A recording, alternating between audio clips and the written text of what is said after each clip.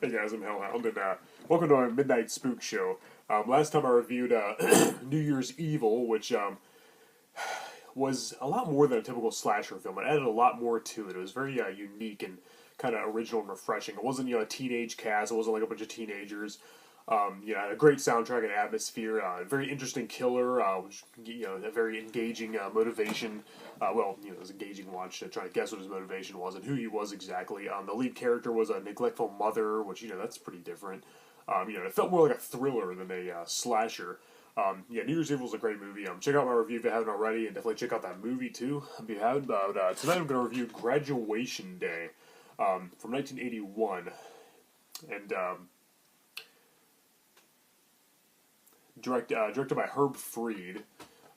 Now, this movie is a little less entertaining than New Year's Evil. It's a little more like a typical slasher movie, all the same cliches and tropes, and but I'd still say it's a pretty good one. It's definitely in league with like movies like Prom Night and Hell Night. It definitely feels like that type of early '80s slasher. And it takes place in a lot of scenes are at a high school. The basic premise is that Laura is a track runner, and she dies during track. She actually had like a blood clot or something. She's worked herself too hard, and like after running, she goes past the finish line, and then she just has she just drops dead. Like a health issue. Nobody kills her. It's not like a murder. It's some kind of health related thing. I guess, as I said, a blood clot. And so now a killer wearing a fencing mask and a sweatsuit, and holding a stopwatch, like a timer that he always stops and starts, is going around killing people, members of the track team and people that knew Laura. Now, who's offing these teenagers so close to their graduation? It was just a few days away from graduation when she died, and now somebody's killing them all off, so they'll never graduate high school. But yeah, pretty good movie. I liked it a lot. It's not one of the greatest slashers of all time, but it's far from the worst. The main cast is Christopher George as Coach Michaels. That actor was also in City of the Living Dead and Mortuary. And he's kind of a really strict, kind of controlling coach. He really pushes his students like really far and is kind of borderline abusive at times. Then there's Patch McKenzie as Anne Ramstead, who's Laura's older sister, who was in the military, and she came back home, for her sister's funeral and stuff. And man, she's one badass female, man. She's an awesome chick, man. She doesn't take crap from anybody. There's like a trucker trying to feel her up. She says, "Take your hands off me." And she just stands up to everybody. Like, there's all kind of people talking down to her. She didn't take crap from anybody. She was she was really awesome, man. I wouldn't mess with her. She was a military girl too, so I thought she was a pretty cool lead character. She wasn't the typical like final girl or the the female heroine who's like screaming through the whole movie and running. It's like she actually fought back, put up a fight. She was cool. There's also E. Danny Murphy as Kevin, who was Laura's boyfriend. When she died, he's devastated by her loss, of course. Patrick McKenzie was in It's Alive 3, Island of the Live, by the way, I believe. Pretty sure she was in that movie. And so E. Danny Murphy is Kevin, her boyfriend, and Linnea Quigley is also in it as Dolores. She plays this typical slutty character she always plays. She was a scream queen. She was in Return of the Living Dead and Night of the Demons and Pumpkinhead 2 and Sorority Babes and Slum Ball and Ram, and it goes on and on and on. Creepazoids. She was in so many horror movies, and she's great. I love Linnea Quigley. She's awesome. I always love watching her. She always gets naked and everything she's into. And this movie's no exception. It's full of gratuitous nudity. Actually, just 2 scenes, but there's also the detective, who's investigating the kills and going after the killer, and I can't remember the actor's name, Carmen something. He was also in Halloween 4, I believe. Forget his name; it escapes me at the moment. And then there's Michael Pataki as the principal. He was he was in Halloween 4. The prince, I think. I don't know.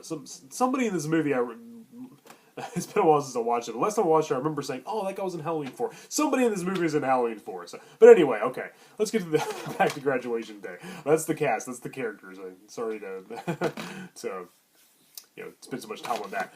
But anyway, yeah, the killer's wearing a fencing mask and a sweatsuit. He's running around. He carries a sword. Kills a lot of people with a sword. Some great kills in this movie, even with a sword, like going through the throat, and a really cool beheading. There's even death by football, which you'll see what I mean when you watch the movie. You'll see what I mean by that. The football kill. It's pretty unforgettable.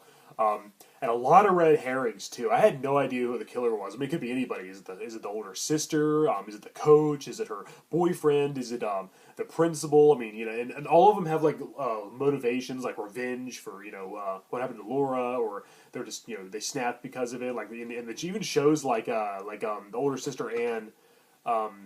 Like she has the gloves, the same gloves the killer wears, in a similar sweatshirt, and then the principal has like a stopwatch, is like the one the killer wears. Like they all have all the a lot of the characters have the same items that the killer uses, so it could be anybody. And like I didn't guess, I didn't see it coming. Usually I can figure out who the killer is in these type of movies, but this one, this one had me stumped. I mean I knew it was probably one of the like main characters, but like I didn't know who. And I didn't want to just say, oh, it's just one of them. It could be any of them, because I didn't accurately guess.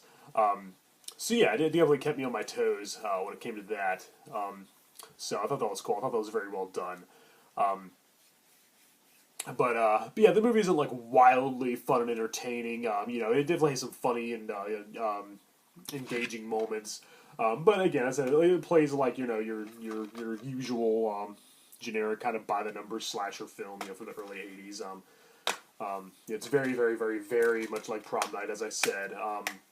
It is a whodunit, of course. It's a mystery. As I said, we don't know who the killer is, and it's not revealed as to who's doing the killing and why until the end of the movie. But also has I won't give it away. I won't give it away what happens. It's a spoiler-free review. But it also has a very creepy ending that you probably won't see coming. A little shocking, and a little, there's like a little bit of there's a twist and turns here and there. There's a few like shocking images and like dream sequences and nightmarish imagery here and there, and it kind of kept us going. And it has kind of a weird. There's a post-credit scene as well, so stay tuned after the credits. Watch the whole credits all the way through, or fast forward, or whatever, and watch what happens after the credits. Not like a huge like thing or anything, just kind of a little Easter egg, kind of like the yeah, there's some weird shots where like it shows things that already happened, like people are talking, and like it kind of shows like it kind of fades in and out of a previous scene, like Laura running before she died, or somebody getting impaled on a bunch of spikes. It's another great kill. Somebody doing like a gymnastic move and doing a tumble into a bed of spikes and being being killed that way. That was another good kill I forgot to mention. And yeah, they show things like that, like in the background, like it fades in and out of these things, like almost like somebody's thinking about it or something. I thought it was creepy how as I said, the killer like starts his stopwatch and starts a timer and times his victim, how long it takes to catch and kill his victims. I thought that was a little interesting. Add a little more. It's something new that I haven't seen in many horror movies, or any for that matter. But so that was a little refreshing. But as I said, yeah, it's a mass killer, offing people who aren't all that interesting, and it's just like it's your usual slasher. It doesn't really add too many new twists or turns, or doesn't really bring much that you haven't already seen before in these type of movies. But I'd say it's definitely one of the better ones. It's cool how the killer also keeps a picture of the track team and marks them off as he kills them, X's out their faces, and circles Laura's face. So what's the killer's connection to the dead girl Laura, and like why, and lots of cool questions. It kind of kept me second guessing myself and kept me invested in the story.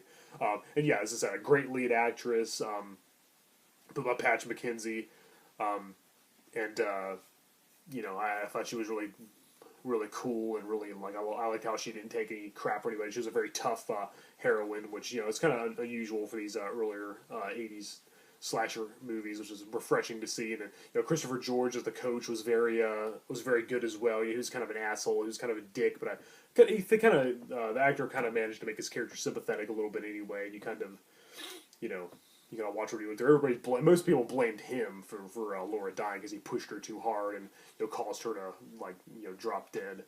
For his constant coaching and so he was getting fired from it and people were blaming him, and so I kind of felt bad for the guy. It wasn't really his fault directly. This is his job. This is what he does as a coach. But so yeah, pretty good cast. And pretty, as for the main characters, they were pretty golden. Of course, as I said, Linnea Quigley playing the usual promiscuous girl who shows nudity and flirts with everybody, and even trying to get an A in one of her classes by flirting with one of her teachers, and doing other things with them, going going a little far with it. So Yeah, gotta love Linnea Quigley. She's always great. This is one of the earlier horror movies she was in. I think she started acting in like maybe the mid to late '70s, and this was '81. So this is before Return of the Living Dead and Night of the Demons and all that stuff, Creepazoids. Um, so yeah, cool to see a young Linnea Quigley. To see this movie, if for nothing else other than that, some great kills and good characters and an interesting mystery. Both thumbs up. This movie about a very high 7 out of 10, maybe a 7.5, almost an 8.